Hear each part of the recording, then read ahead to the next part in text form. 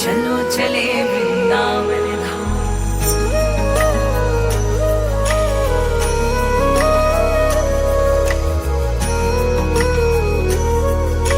चलो चले श्री कृष्ण के धाम।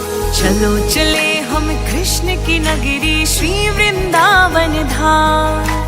चलो चले हम कृष्ण की नगरी श्री वृंदावन धाम। जहाँ मुख पे राधे राधे, कण कण में कृष्ण का नाम। जहाँ मुख पे राधे राधे, कण कण में कृष्ण का नाम। चलो चले हम कृष्ण की नगरी श्री वृंदावन धाम। चलो चले हम कृष्ण की नगरी श्री वृंदावन धाम।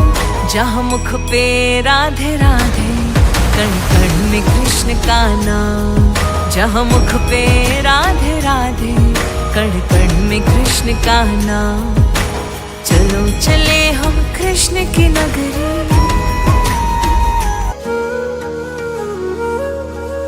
चलो चले वृंदावन धाम।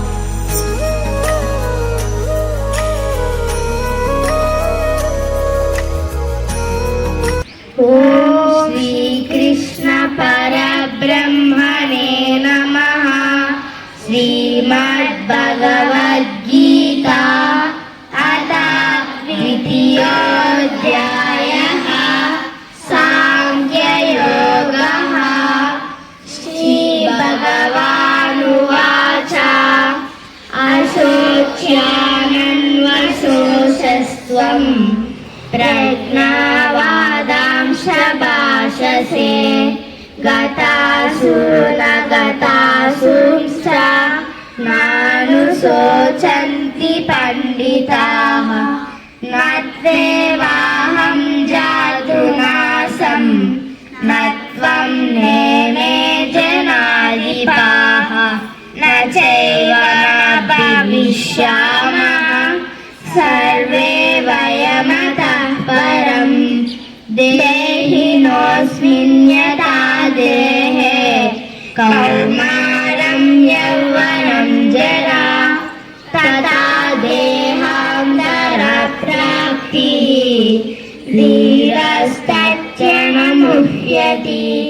मात्रा स्पष्टास्तु कौन्तेय शीतोष्णसुखदुःखदाः। आगमापायिनो नित्या तां स्थितिक्षस्व भारत। यं हि न व्यतयन्त्येते पुरुषं पुरुषर्षभ। समदुःखसुखं धीरं सोऽमृतत्वाय कल्पते।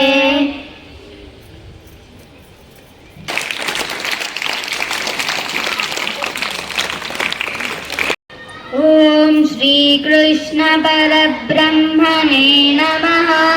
श्रीमद्भगवद्गीता अथ द्वितीयोऽध्यायः सांख्ययोगः। ओम स्वधर्ममपि चावेक्ष्य न विकम्पितुमर्हसि। धर्म्याद्धियुद्धात् श्रेयोऽन्यत् क्षत्रियस्य न विद्यते। यदुच्चया च प्रपन्नं स्वर्गद्वारमपावृतं। सुखिनः क्षत्रियाः पार्थ सर्वे वयमतः परम्। अथ चेत्त्वमिमं धर्म्यं सङ्ग्रामं न करिष्यसि। ततः स्वधर्मकीर्तिं च हित्वा पापमवाप्स्यसि। अकीर्तिं चापि भूतानि कथयिष्यन्ति ते व्ययम्। सम्भावितस्य च कीर्तिः मरणादतिरिच्यते।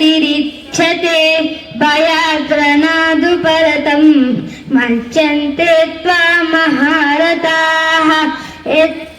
येषां च त्वं बहुमतः भूत्वा यास्यसि लाघवम्।